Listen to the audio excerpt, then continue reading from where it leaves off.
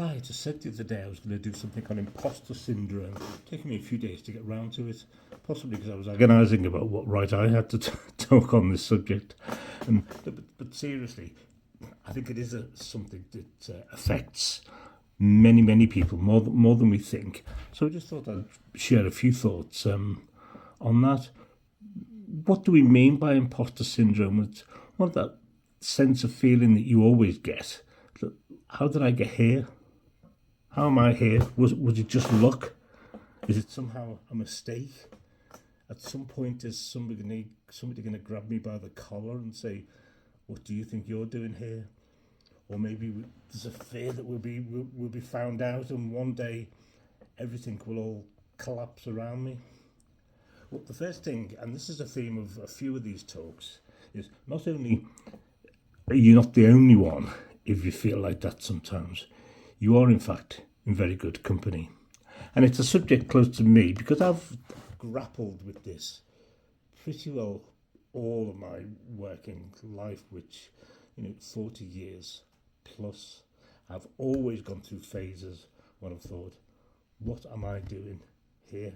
I can remember even when I became president of Liverpool Law Society and I saw all those names of past presidents like Mr. Waitman and Mr. Hill and Mr. Dickinson, and I thought, what on earth do I think I'm doing on that list?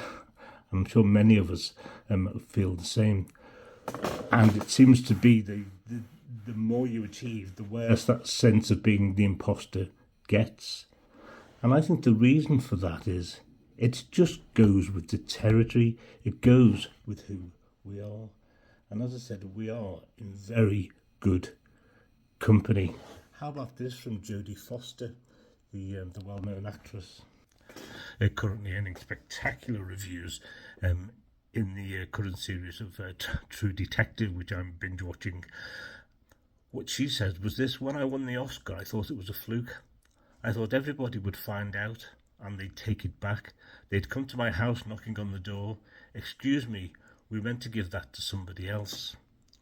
Or how about Meryl Streep, probably the most decorated actor, certainly of my lifetime. You think, why would anyone want to see me again in a movie? I don't know how to act anyway, so why am I doing this? And I think the most significant for me, the great American writer Maya Angelou, each time I write a book, every time I face that yellow pad, the challenge is so great. I've written 11 books, but each time I think, they're going to find out now. I've run a game on everyone, and they're going to find me out. Now, in her book on this subject, the author, Dr. Jessamine Hibbert, the book's called The Imposter Cure. She identifies 4 different types of person who grapples with imposter syndrome. Number 1, the perfectionist.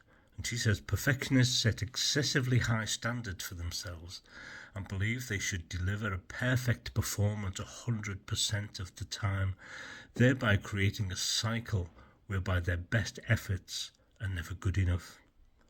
She identifies the natural genius. Natural geniuses strive to master any new skill with very little effort, and they believe that if they have to work hard at something, they must not be very good at it. Then there's the soloist.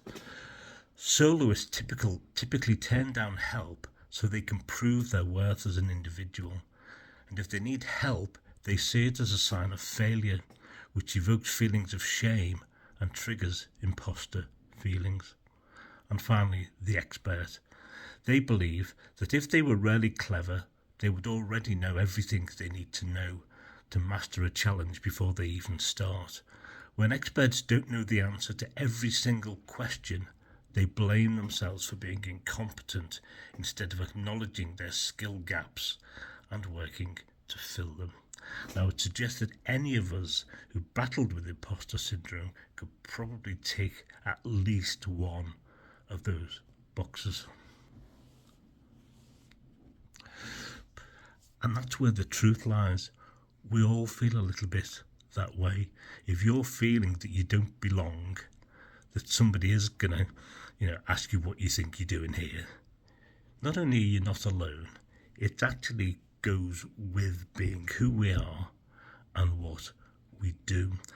And I'll just end this little presentation with a short quote from, probably for me, the most influential lawyer of my generation, who is Lady Brenda Hale, and she says this in her brilliant autobiography, Spider Woman, about herself when she became a law commissioner. I'm ploughing through an immensely detailed and learned discussion about what can be done with the law of blasphemy. Abolish, modernise or replace it. This is the sort of thing the Law Commission does. The other commissioners are some of the cleverest men I've ever known. Am I an imposter? Can I cope?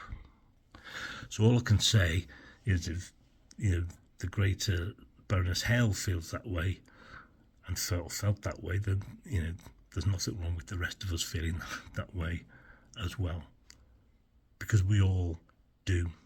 And so when you get those feelings of being the imposter, that you don't belong, firstly, you do. That's why you're there.